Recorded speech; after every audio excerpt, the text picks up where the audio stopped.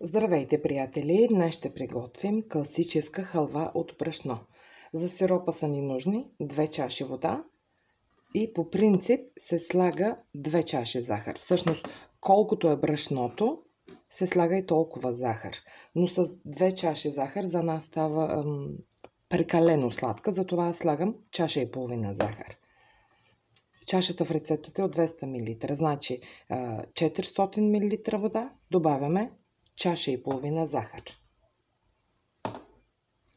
За халвата са ни нужни 2 чаши брашно, половин чаша олио и 125 грама масло. Сложихме олиото и маслото, изчакваме да загреят. Тук е сиропа. Сиропа няма нужда да завира. Лекичко само да покъкре, колкото да се разтопи захарта.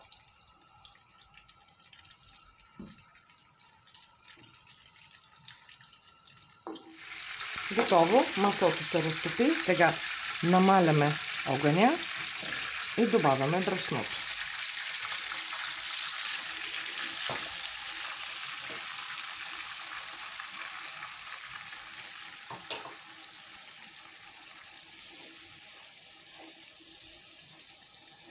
Сега ще запържем брашното, докато се получи хубав златист цвят.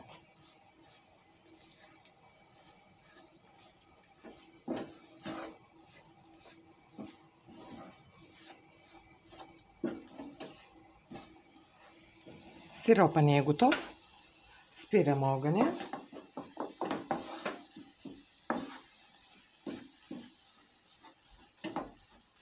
Сега запържваме брашното, като го бъркаме постоянно, да стане едноцветно.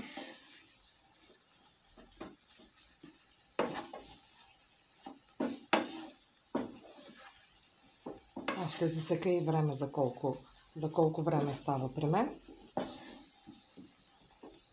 По този начин бъркаме.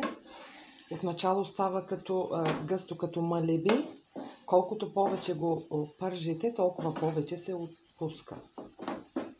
Да знаете.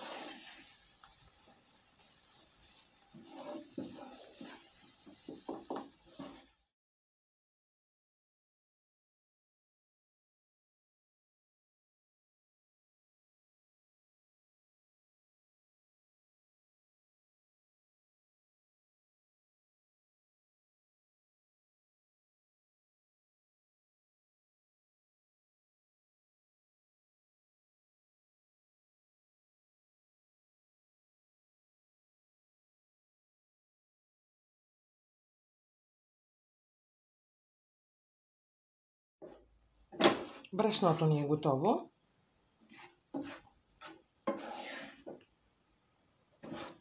Значи при мен беше готово горе-долу за 20-25 минути на почти слаб огън.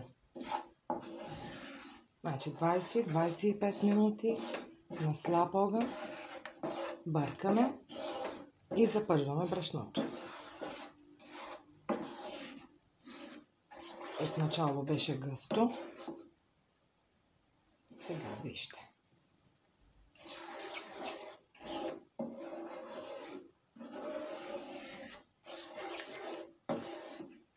Сега внимателно добавяме сиропа.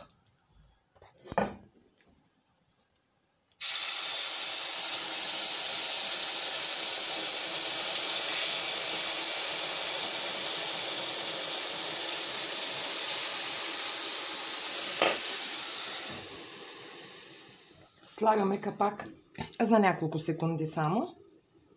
После го махаме и бъркаме енергично.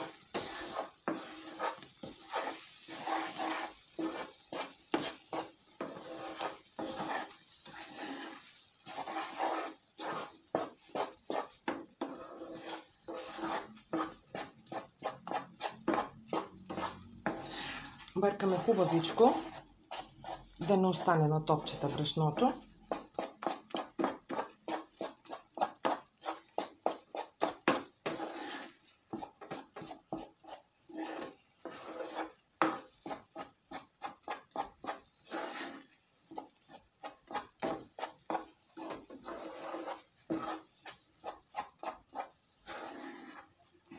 Почти е готово.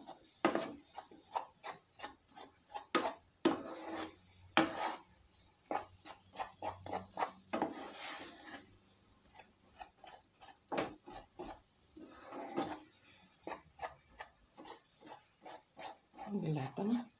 Няма топчета.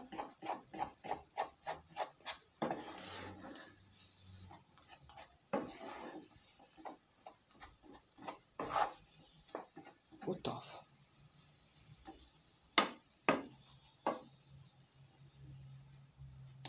Сега спираме огъня, слагаме капака и оставяме по този начин. Халвата ни е готова. Сервира се студена.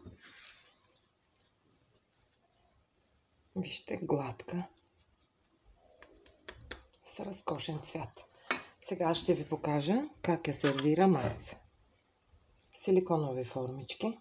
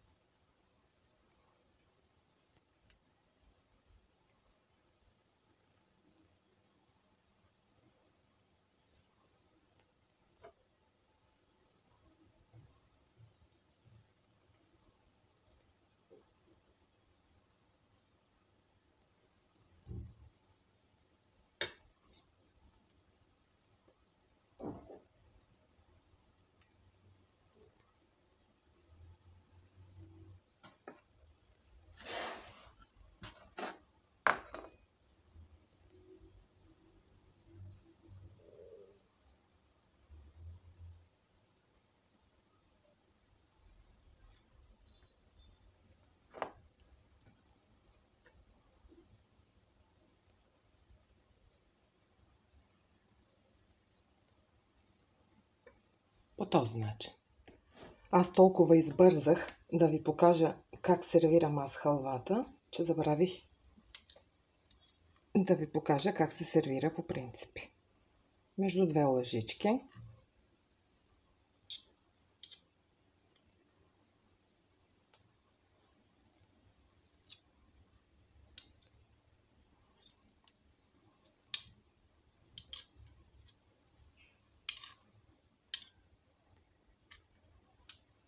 по този начин.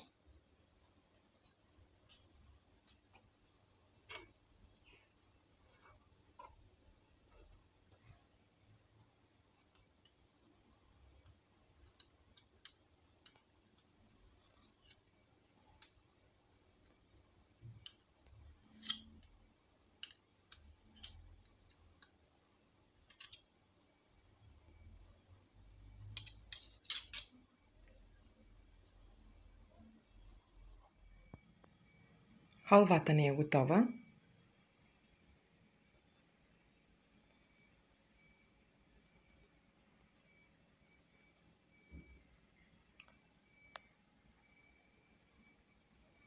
Сладък ден от мен!